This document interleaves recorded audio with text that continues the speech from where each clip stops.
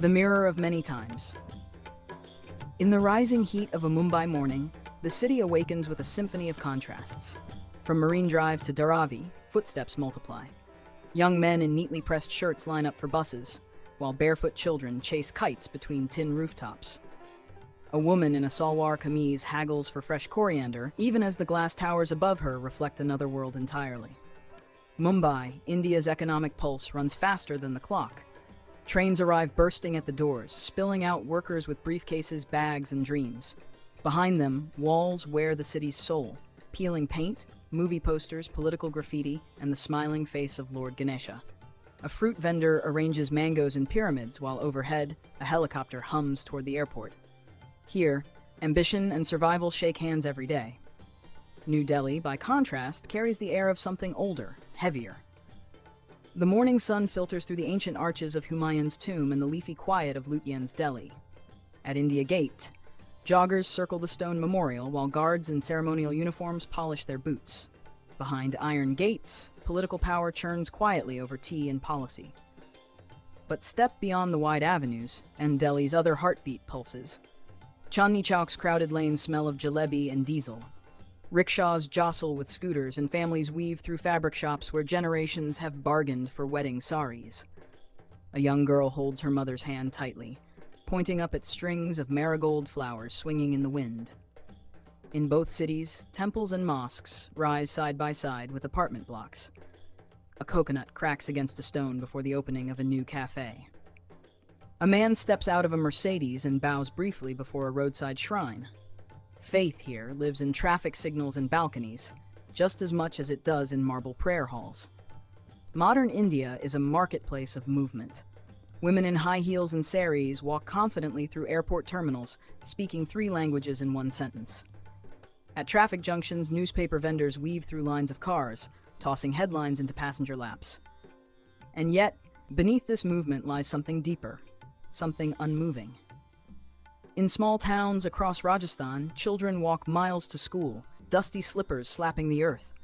The chalk on their blackboards is still real, still dusty, and their hands are often stained with turmeric from breakfast. Their parents work the fields, turning dry land into grain with hands that remember centuries of struggle. In Kerala, houseboats float quietly through the backwaters. Fishermen mend nets under palm trees as schoolchildren ferry across canals in wooden canoes. In the mornings, the mist clings to the water like memory. In the evenings, prayers rise in both Malayalam and Sanskrit, merging with the scent of jasmine and curry leaves. Farther north, in the Himalayan foothills, villages cling to terraced mountainsides. Elderly women carry firewood on their backs, while teenage boys play cricket in a clearing surrounded by pine trees. The cold air carries the sharp bite of snow, but also the soft warmth of kinship, where everyone is a cousin, a neighbor, or a friend. Modernity here is not about speed, it's about connection.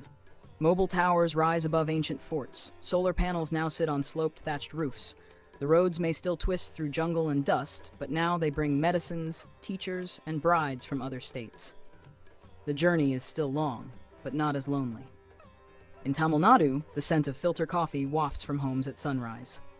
Brass lamps are polished, columns are drawn fresh outside each doorstep, and barefoot boys run to school past towering temples. The carved stones have stood for centuries, but now stand beside traffic lights and tail lights. At festivals, tradition takes center stage. Ganesh Chaturthi in Mumbai turns entire streets into rivers of devotion. Loudspeakers chant mantras while boys with painted faces dance through the crowds. In Varanasi, families gather to release floating diyas into the Ganges, the fire flickering against the current like blessings in motion. Weddings remain a theater of continuity. Even in urban banquet halls, the rituals remain old. The bride still walks the sacred fire 7 times.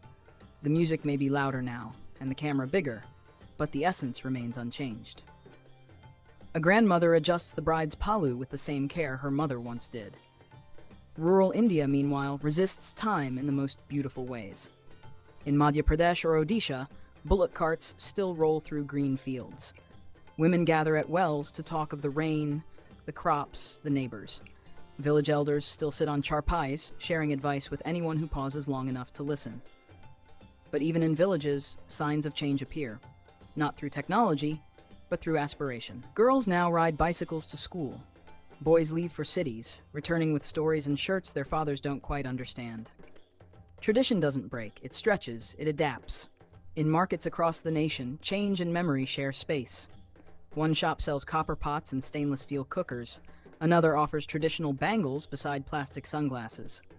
The hands that weave cane baskets now also count change for tourists. Culture is not a museum. It is a bazaar, alive, noisy, breathing. Everywhere in India, the sky is the same, but the rhythm beneath it is layered. A mother in Delhi packs a lunchbox with parathas before rushing to her marketing job. A farmer in Punjab feeds his buffalo before saying his morning prayer. A street performer in Kolkata paints his face, while a schoolboy in Manipur folds his uniform. This is India's greatest magic, not in choosing between old and new, but in living both fully. One hand holds a prayer bead, the other swipes a Metro card. One room hosts a Vedic chant, another plays a Bollywood song. The nation beats with two hearts, and yet it walks forward as one. The modern does not erase the traditional, it grows from it. A skyscraper may stand taller than a temple, but it still bows in its own way to the soil, the story, the spirit that made it possible. The progress is not about forgetting, it's about building with memory in your foundation. India is not a country divided by time. It is a land stitched together by moments. Some ancient, some brand new, but all equally alive. And in every corner, on trains, in fields, under banyan trees and boardrooms, you'll find people writing the same sentence. We are many, but we are one. We are old, and yet becoming new.